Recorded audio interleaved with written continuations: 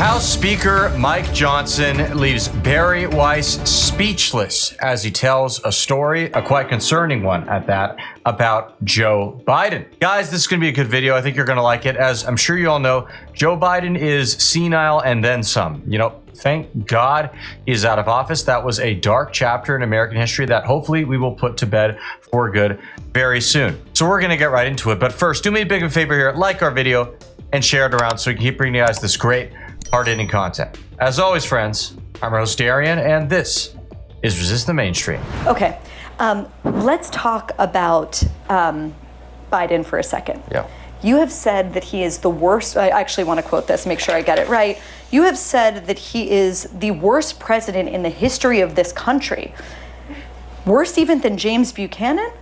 I didn't say that. Yes, you did. No, I didn't say James Buchanan. No, you didn't say James Buchanan. You said Biden is the worst president in the history of the country. All right. With him about to leave office. Yes. Do you want to revise that, or do you stand by it? No, I do stand by it, and I say this without any personal animus at all. I mean, in some ways, I actually kind of feel sorry for Joe Biden. I mean, he's in the twilight years of his life. He is not, obviously, has not been in charge for some time, and I know this by personal observation, and now the whole world knows it, and it's been very concerning to me over the last, year and a half since I've had this position. Can you tell us a story when you say personal observation? What kind of thing did you see? It's public now because the Wall Street Journal got it and put it on the front page. But January a year ago, almost exactly a year ago, I had been asked. I became Speaker in October 2023, and there were all sorts of big national security concerns and everything going on. And I started requesting a meeting with the president because, I'm kind of old school. I'm a constitutional law guy.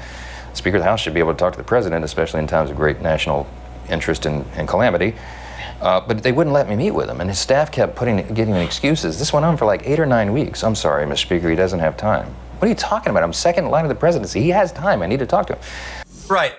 It's obvious that they're just trying to shelter him and hide him because, not only is he not there mentally, we already know that, but he actually needed his beauty sleep too. All right. In fact, it got so bad at one point that there were members of the fake news media who were even dunking on him about that. Can you imagine that? The same people who, with their lying and deceit, were all saying, oh, Joe Biden's totally fine. He's mentally sharp. It's all right-wing propaganda. Even they said, all right, guys, the jig's up. We can't carry this ruse on anymore. Now we're going to call him out. Check this out. I have an afternoon nap every day.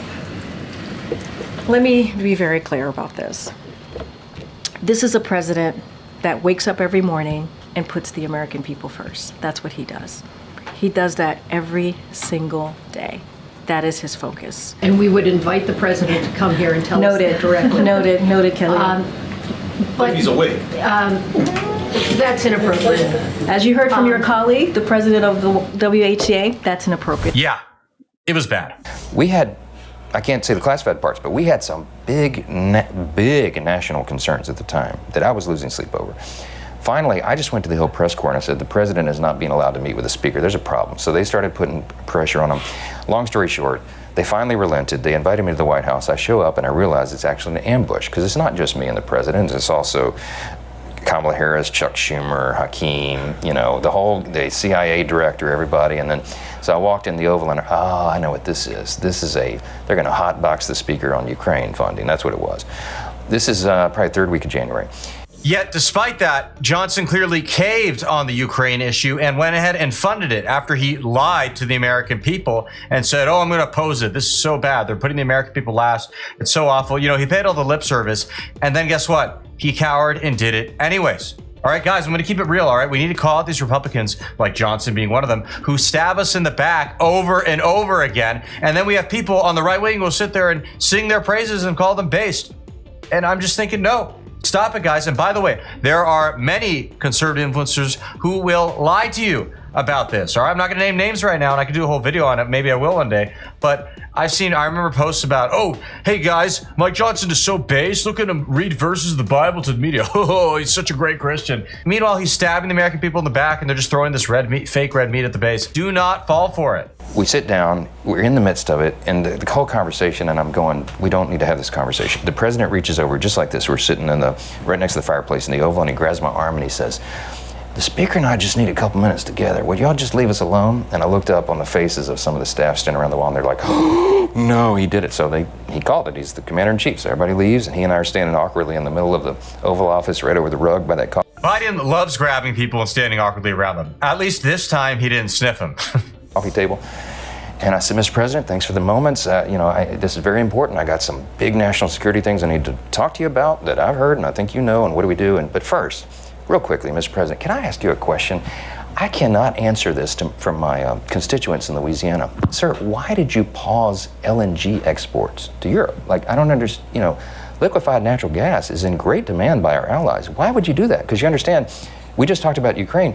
You understand you're fueling Vladimir Putin's war machine because they got to get their gas from him, And he looks at me stunned with this, and he said, I didn't do that. And I said, Mr. President, yes, you did. It was an executive order 3 weeks ago. And he goes, no, I didn't do that. And he's arguing with me. I said, Mr. President, respectfully, could I go out here and ask your secretary to print it out? We'll read it together. You definitely did that. And he goes, oh, you talk about natural gas. Yes, sir. He said, no, you misunderstand. He said, what I did is I signed this thing we're gonna conduct a study on the effects of LNG. I said, no, you're not, sir. You paused it. I know. I have the export terminals in my state. I talked to those people this morning. This is doing massive damage to our economy, national security. It occurred to me, Barry, he was not lying to me. He genuinely did not know what he had signed. And I walked out of that meeting with fear and loathing because I thought, we're in serious trouble. Who is running the country? I don't know who put the paper in front of him, but he didn't know. All right, so who's been the president for the past year and a half? I wish I could tell you. I get asked this question all the time. Because my wife thinks it's Dr. Jill, well, who's only referred to in her house as Dr. Jill.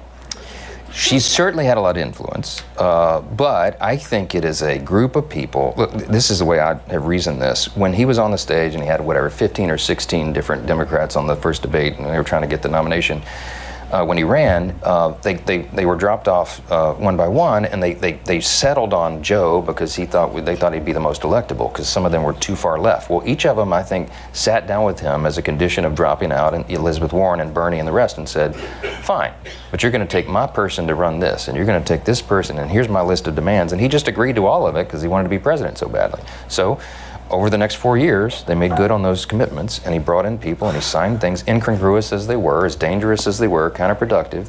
He just fulfilled the commitments, and he had people around him doing it, and it led us into absolute chaos, and every metric of public policy is a disaster, and that's why I think that is not an uncharitable description. It is objective fact. I think when it's measured, his public opinion polls, the lowest ever, when it's measured, I think the results are going to be that he was the worst president, certainly in the modern era, maybe in the whole country, in the whole history of the country.